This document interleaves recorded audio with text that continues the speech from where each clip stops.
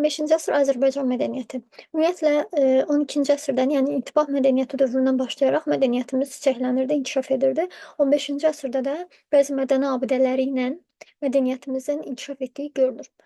Bu dövrdə memarlıq abidələrinə baxaq. Ümumiyyətlə 15-16-cı əsrlərdə Azərbaycanda çoxsaylı memarlıq abidələri, saraylar, məscidlər, karvansaralar, körpülər inşa olunmuşdu. Yəni ümumi İslam dünyasındakı dövlətlərə uyğun olaraq Azərbaycan da bir İslam dövləti olduğuna görə bizdə də bu tip memarlıq abidələri inşa olunurdu. 15-ci əsrdə inşa olunmuş abidələrdən ən yaxşısı Bakıda Şirvanşahlar Saray kompleksidir, hansı ki, hal-hazırda da İçəri şəhərdə mövcuddur və gedib görə bilərsiniz. Və bu kompleksə aid olan divanxana əsl memarlıq incisidir. 1465-ci ildə Cahanşahın əmri ilə Təbrizdə Göy məscidi inşa olunur və bu Göy məscidin üzərində göy rəngli naxışlar işlənib ki, bu da günəşin yerini dəyişməsindən asılı olaraq müxtəlif çalarlar verir həmin o hissi.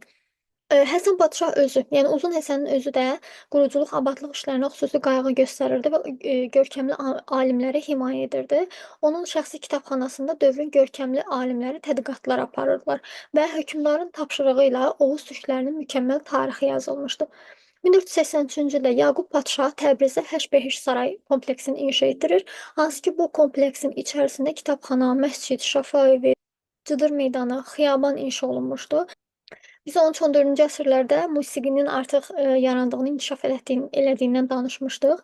Orada biz Səfiyyəddin Urməyevinin adını çəkmişdik və qeyd etmişdik ki, Əbdülqadir Marağayi 14-15-ci əsrlərdə onun davamçısıdır. Burada artıq onun adını çəkirik. 15-ci əsrdə Əbdülqadir Marağayi musiqiyə aid nəzəri əsərlər yazmışdı. Və bu dövrdə Aşıq yaradıcılığından da bəhs eləyə bilirik ki, Aşıq Qurbaninin dastanları indi də aşıqlar tərəfindən məclislərdə səsləndirilir. Ümumiyyətlə 15-16-cı əsrlərdə Azərbaycanda türk sülalələrinin davamlı hakimiyyətdə olması mədəniyyətin inkişafına müsbət təsir göstərdi. Azərbaycan hökmdarları ümumiyyətlə elmə, təhsilə, ədəbiyyata, incəsənətə çox böyük qayğı göstərirdi. Ona görə də bu sahələrdə inkişaf edirdi.